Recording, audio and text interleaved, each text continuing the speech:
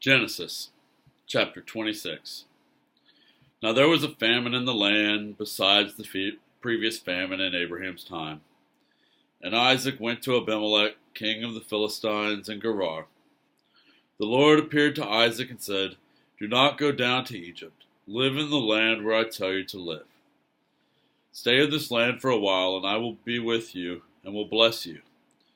For to you and your descendants I will give all these lands, and will confirm the oath I swore to your father Abraham. I will make your descendants as numerous as the stars in the sky, and will give them all these lands, and through your offspring all nations on earth will be blessed. Because Abraham obeyed me and did everything I required of him, keeping my commands, my decrees, and my instructions." So Isaac stayed in Gerar. When the men of that place asked him about his wife, he said, "She is my sister," because he was afraid to say, "She is my wife." He thought the men of this place might kill me on account of Rebekah, because she is beautiful. When Isaac had been there a long time, Abimelech, king of the Philistines, looked down from a window and saw Isaac caressing his wife Rebekah. So Abimelech summoned Isaac and said, "She is really your wife. Why did you say she is my sister?"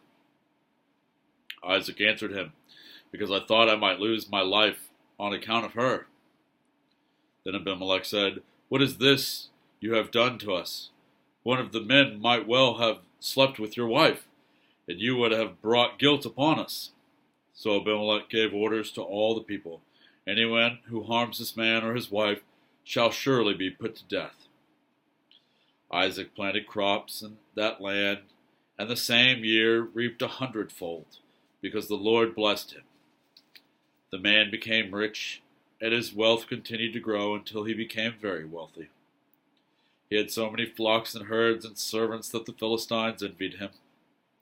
So all the wells that his father's servants had dug in the time of his father Abraham, the Philistines stopped up, filling them with earth. Then Abimelech said to Isaac, "Move away from us. You have become too powerful for us." So Isaac moved away from there and encamped in the valley of Gerar, where he settled. Isaac reopened the wells that had been dug in the time of his father Abraham, which the Philistines had stopped up after Abraham died, and he gave them the same names his father had given them. Isaac's servants dug in the valley and discovered a well of fresh water there. But the herders of Gerar quarreled with those of Isaac and said, "The water is ours." So he named the well Esek, because they disputed with him. Then they dug another well, but they quarreled over that one also. So he named it Sitnah. He moved on from there and dug another well, and no one quarreled over it. He named it Rehoboth, saying, "Now the Lord has given us room, and we will flourish in the land." From there he went up to Beersheba. That night the Lord appeared to him and said, "I am the God of your father Abraham. Do not be afraid, for I am with you. I will bless you and will increase the number of your descendants for the sake of my servant Abraham." Isaac built an altar there and called on the name of the Lord. There he pitched his tent, and there his servants dug a well.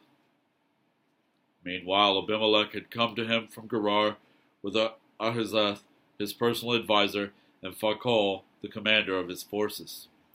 Isaac asked them, "Why have you come to me, since you were hostile to me and sent me away?"